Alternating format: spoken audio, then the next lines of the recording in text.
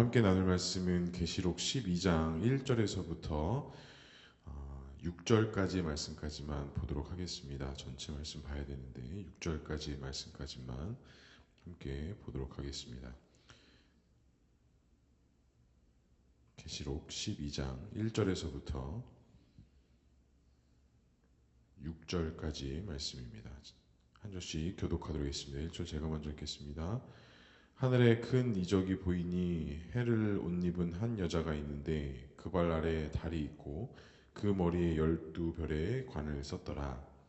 이 여자가 아이를 베어 해산하게 되매 아파서 애를 쓰며 부르짖더라.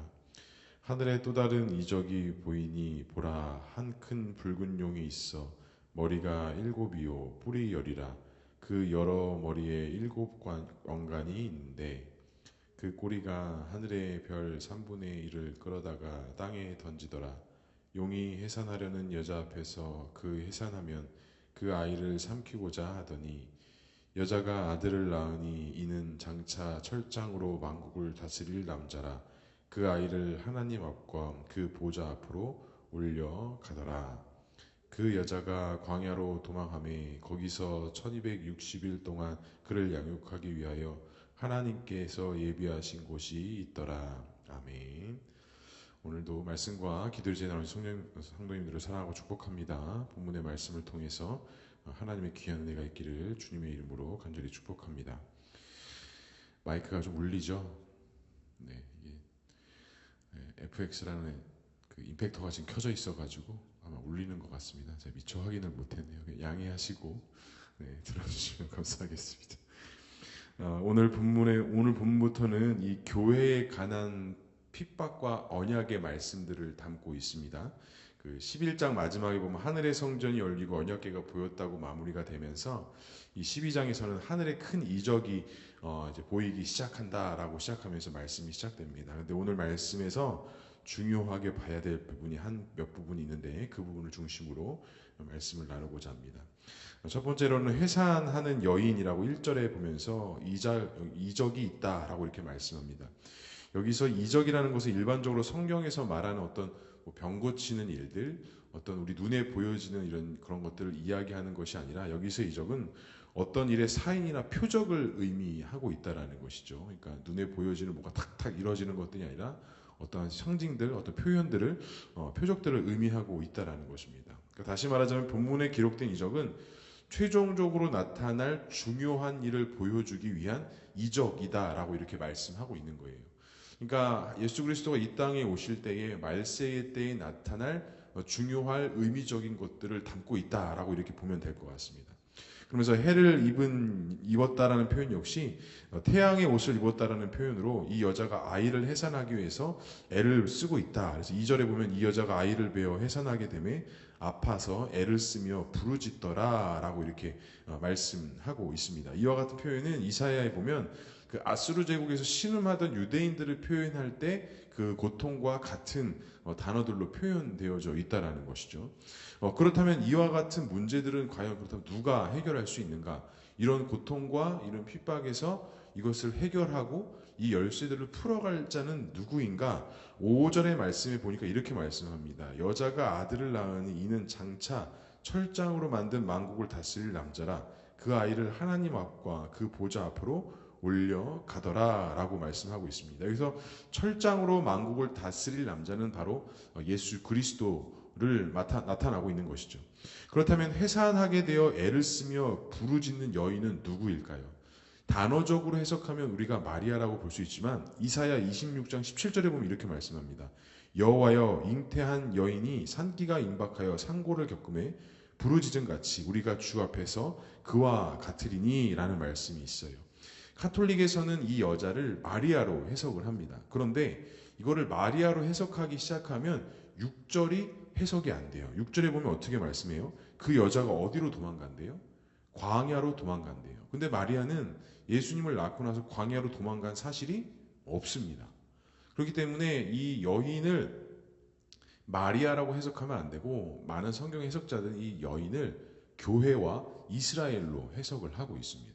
다시 말하자면 여인이 예수를 낳은 그런 의미가 아니라 즉 교회와 이스라엘을 상징하면서 이 여자는 교회를 상징하며 12지파, 12사도, 12별로 된 면류관을 쓰고 있다라고 1절 하반절에 말씀하고 있는 것처럼 이 교회와 이스라엘로 해석을 하기 시작하면 오늘의 이 12장의 본문의 내용, 특히 이 후반부에 이어지는 이 여인에 대한 이 이야기들과 내용들이 조금 더 표면적으로 우리에게 쉽게 다가오기를 시작합니다. 두 번째로 봐야 될 것은 3절에 보니까 붉은 용이 나타납니다. 머리에 7뿔이 있고 10개가 있는 용이고 또 그리고 7머리에 7면류관을 쓰고 있다라고 이렇게 이야기해요. 근데 용이라는 것은 시편의 74편에 등장하는데 어느 특정한 대상을 말하는 것이 아니라고 합니다. 그럼 여기서 붉은 용은 누구를 가리키느냐? 교회와 공동체를 어렵게 하고 핍박하는 자들을 통틀어서 어렵게 하는 자를 통틀어서 붉은 용이다라고 이렇게 지칭하고 있는 것이죠. 그러니까 시편에서도 보면 성경에서 보면 이 용을 표현할 때 우리를 억압하고 핍박하고 우리에게 어려움을 주는 자들을 이 붉은 용이라고 나타내고 있는 것이죠. 그런데 어떻게 해요? 이 관을 쓰고 있다고 합니다. 근데 관이라는 건 어떻게 보면 승리자에게 주어지는 것이 이 관이라고 하는데 이 붉은 용이 관을 쓰고 있다라고 해요. 그러면 이 붉은 용이 쓰고 있는 관은 어떤 관이냐? 승리자에게 주어지는 관이 아니라 자신의 힘과 권력을 유지하기 위해서 쓰고자 하는 관을 이 관이라는 단어로 쓰여졌다라는 겁니다. 그러니까 이 붉은 용이 관을 쓰고 있는데 이 관은 하늘에서부터 내려오는 그런 권세와 영광의 관이 아니라 자기의 자신을 지키고자 쓰고자 하는 관이라는 것이에요. 제가 이 말씀을 어제 이렇게 묵상하면서 지금 우리가 처해 있는 이 정치적 상황이 좀 빗대어서 생각이 나더라고요. 수많은 사람들이 자신의 위치와 자신의 자리를 지키기 위해서 어떠한 공식적인 국민으로부터 오는 그런 권세를 가지고 하려는 것이 아니라 자신들이 가지고 유지하려는 그런 세상적인 관을 유지하기 위해서 애쓰고 있는 모습이 지금 우리가 살고 있는 세상의 모습이 아닐까 생각을 하게 됐습니다. 그러면서 또 한 가지 생각이 난 것은 우리 역시도 마찬가지라는 것이죠. 보좌로부터 예수님으로부터 하나님으로부터 받은 영광과 그 관을 쓰려고 하는 것이 아니라 어떻게 보면 우리는 세상에서 얻으려고 하는 관을 더 취하려고 하고 그것을 얻으려고 하는 그런 애씀의 노력들이 우리의 삶에 어떻게 보면 더 많이 있을 수도 있다는 거예요. 그래서 인정받고자 하는 욕구, 칭찬받고자 하는 욕구, 내가 조금 무시당하면 내가 참지 못하는 그런 욕구들이 어떻게 보면 우리가 하나님께서 주시는 관을 쓰려고 하는 것이 아니라 세상과 나를 지키기 위한 관을 쓰고자 할 때 우리 역시도 그와 같은 어려움들, 그와 같은 난제의 문제들을 만나기 쉽다라는 것입니다. 그런데 그 붉은 용이 어때요? 오늘 그들의 땅의 3분의 1을 끌어다가 땅에다 던졌다라고 이렇게 표현을 하고 있어요. 그러니까 전체적으로 다시 정리하자면 이 붉은 용을 쓰는 자들이 교회와 공동체에 어려움을 가하는데 그들이 누려야 할 하나님의 영광과 은혜에 대한 일부분의 것들을 들여다가 땅에다 내리쳤다라는 표현입니다. 그러니까 어때요? 교회와 공동체 성도들에게 찾아오는 건 뭐라는 거예요? 고난과 역경과 어려움이 찾아볼 수밖에 없다라는 겁니다.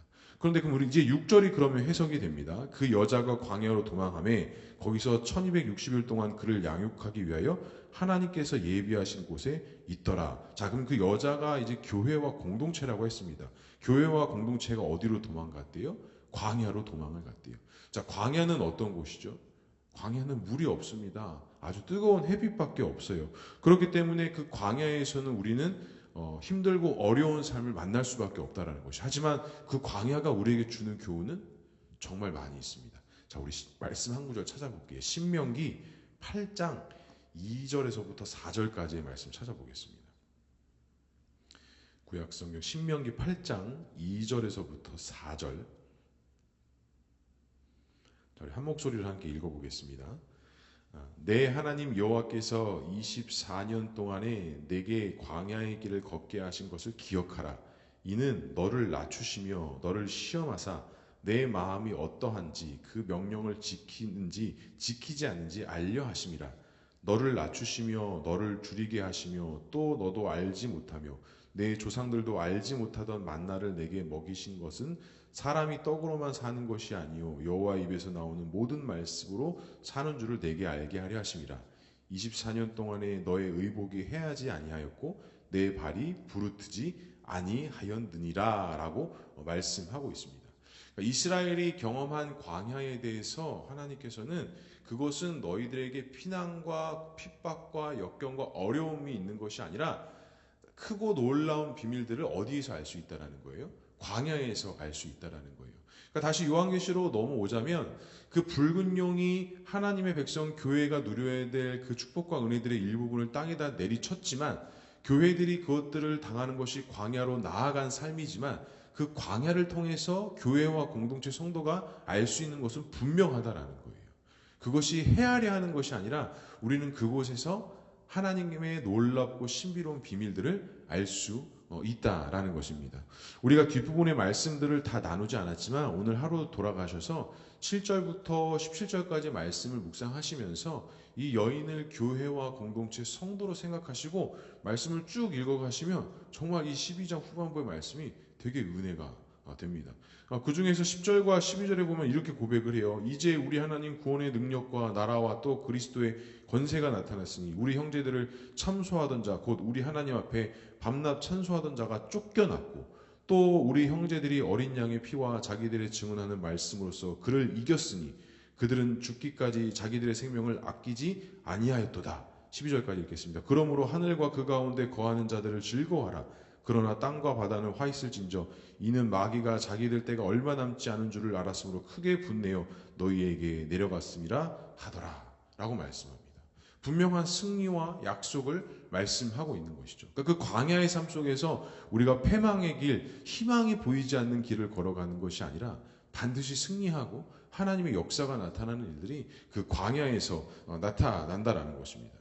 하나님의 임재가 없이는 우리는 광야의 길을 걸어갈 수 없습니다. 그런데 그 교회와 공동체가 그 말세에 하나님의 임재 가운데 그 광야의 길을 걸어가는 것이다 라고 말씀하는 것입니다. 사랑하는 성도, 오늘도 우리가 속한 세상 속에서 삶을 살아갑니다. 광야와 같은 삶이다라고 이야기를 해요. 많은 성도님들이 자신의 처한 삶과 어떤 그런 인생의 역경 때문에 전쟁과 같은 삶을 살고 있습니다. 이렇게 말씀하시는 분들도 있어요. 맞습니다. 우리의 눈에 보기에는 그것이 전쟁과 같은 삶일 수도 있고요. 어려움의 삶일 수도 있고요. 어떻게 보면 빛이 보이지 않는 삶일 수도 있어요. 하지만 어떻습니까? 분명히 말씀에서 말씀하고 있는 것은 그 광야의 삶을 통해서 너는 그 옷도 그 발도 절대 해하지 아니할 것이고 하나님이 그 광야에서 만나와 메추라기를 먹이셨던 것처럼 너희들을 먹이고 입히시면서 절대로 너희들을 놓치거나 외면하지 않을 것이다 라고 말씀하고 있습니다. 사랑하는 성도 여러분, 그런 광야를 경험하지 않으셨습니까? 그런 광야의 길을 우리가 분명히 걸어왔기 때문에 오늘 우리가 예수님을 우리의 구주, 우리의 왕, 우리의 구원자로 고백하고 계시지 아니하십니까? 그렇다면 오늘 하루의 삶의 광야도 그와 같은 믿음과 소망으로 걸어갈 수 있는 저와 우리 모두가 될 수 있기를 주님의 이름으로 간절히 축복합니다. 그래서 우리 교회가, 우리 공동체가, 우리 가정이 또 지금 처하고 있는 이 대한민국의 현실의 문제가 하나님께서 반드시 이루시고 세우신다는 사실을 믿음으로 바라보시고 비판하거나 정죄하거나 함부로 판단하는 것이 아니라 그리스도인들답게 하나님의 뜻을 간구하고 하나님의 뜻이 임하기를 철저하게 구하며 나아갈 수 있는 저와 우리 모두가 될 수 있기를 주님의 이름으로 간절히 축복합니다. 기도하겠습니다.